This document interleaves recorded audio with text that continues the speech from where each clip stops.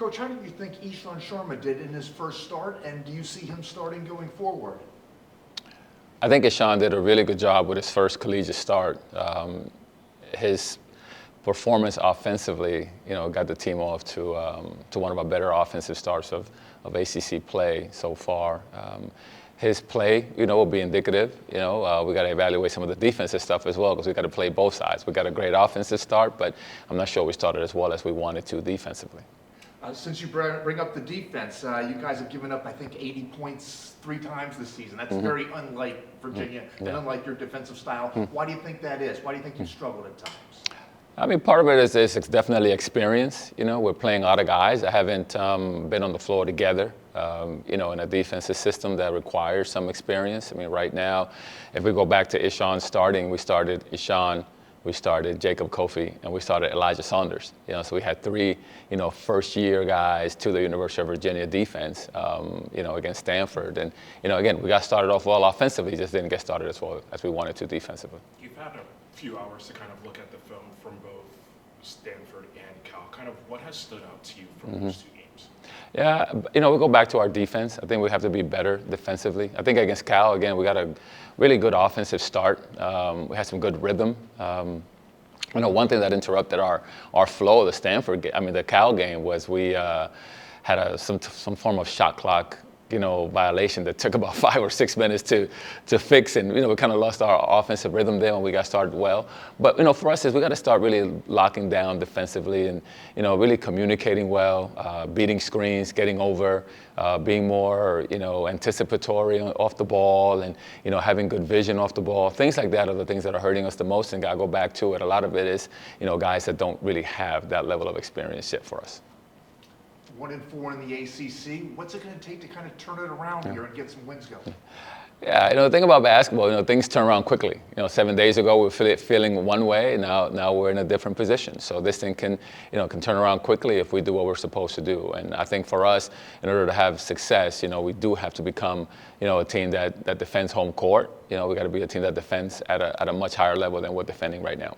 Kind of going off of that, you guys do have an opportunity against a team that you saw about a month ago against SMU. Kind of what sticks out about them, and kind of what are you guys looking to do differently this time around? Yeah, they're really big on the interior. They got some quickness on the perimeter, and they got some guards that really can back you down and have some strength and athleticism and can play both, at the 3-point line, the mid-range, and in front of the rim. They can almost bully you ball, in front of the basket. So we got to do a really good job of making sure that our matchups are correct, that we have the right guys defending the right individuals, and that hopefully that'll give us a better chance to be more connected defensively.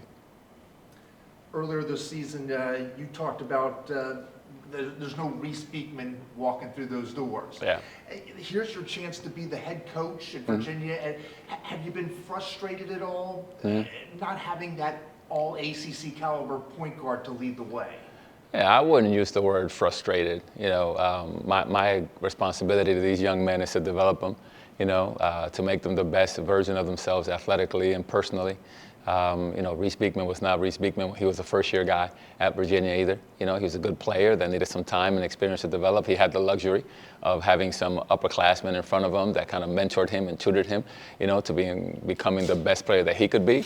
And right now, my job is just to coach these guys up. Isaan's a first-year guy. Ames is a second-year guy. Who are they going to be as they get older and mature? And right now, all we can control is, can we have a really good practice today, and can we get 1% better? What have the practices been like? Are guys still upbeat? Yeah, they always bring a lot of energy to practice. The one thing that we have to continue to get better at is the details in our execution. It's not just about the system, but it's about the level of detail that they understand and the purpose behind why we do what we do and how we do it. You have obviously got thrown into this at the beginning of the season, and it hasn't been the season that you and many have hoped for. How have you kind of kept yourself kind of motivated and going, and what have you learned over the course of the first 15, 16 games of the year? This is all about a journey of becoming the best version of yourself. The season has not gone as well as we wanted, but at the same time, and we're still fortunate to do what we do. We get to coach basketball, we get to work with young people. I think when you keep your focus, into why you do this and the reasons behind it, which is honestly to help young people and, represent this university well and then handle adversity well. Anybody can lead, but you're not really a leader until you're dealing with some form of adversity. If you're not dealing with adversity, you're really just managing people. So for us now is, we got some adversity in front of us and we have to lead well. What's been the most difficult thing for you now, kind of taking over as head coach through this journey so far? I mean, losing games is the most difficult thing for a coach. How do you keep your team focused, motivated, excited, and continue to understand that, there are a lot of games left in the season. The season is not over. It's nowhere near, being over. And that, it can turn around at any moment if we really connect, become united, if we're thankful for the things that we learned and, how do we apply those lessons to the next competition. Where do you see the biggest area where there's a chance to grow and improve and turn it around? It has to be defensively. We have to be a team that defends well. We got to rebound better.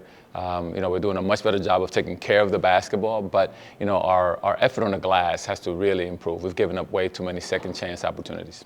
You've had a lot of boxing references so far this year. Just a curious question: who's your favorite boxer, kind of growing up? My era, it was just Mike Tyson. I love, obviously he's a New York guy, so, following him at his size and the things that he was able to accomplish, have been, just the toughness that he displayed on the ring, in the ring, I should say. And, obviously, Floyd Mayweather is the new age guy of, quickness and skill and things like that. But for us, honestly, it's just, I think you have to have a toughness to you. And this is why I appreciate the boxing references so much. So for us is, man, can we get on the court and kind of come out with that level of toughness and physicality? And, if we're going to lose a basketball game, let's do it because we lost, not because somebody beat us, that's kind of the approach to it. Late night tip this week. Yeah. Students back in. What are you Okay. hopeful for getting back in here, getting in JPJ and having a home game? Yeah, having the students in here is going to be awesome. And we've played so many home games without our student body, and I'm hoping that we have, a tremendous amount of energy. I'm trying to think back. The last one I felt like we had the students, I think it was opening night when we played against Campbell, and they were all here, and there was so much energy in the building, and it was exciting, and I'm hoping that we can feed off of that.